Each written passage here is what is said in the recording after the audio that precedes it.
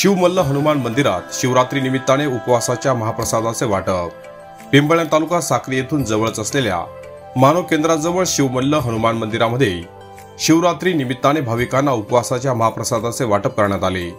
मंदिरामध्ये अभिषेक व महाआरती रोहित गवळे, चंदू गवांदे व अमोल पाटील यांच्या हस्ते करण्यात आले।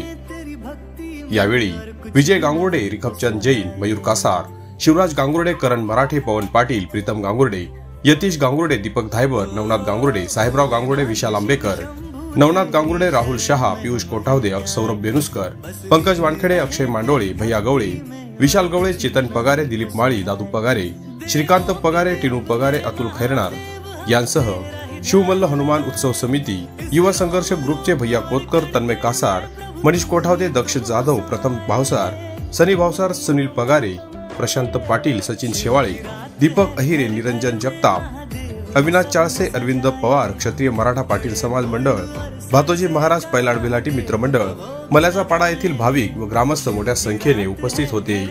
महाशिवरात्रीच्या शुभ पर्वावर या ठिकाणी महाप्रसादाचे वाटप करण्यात आले।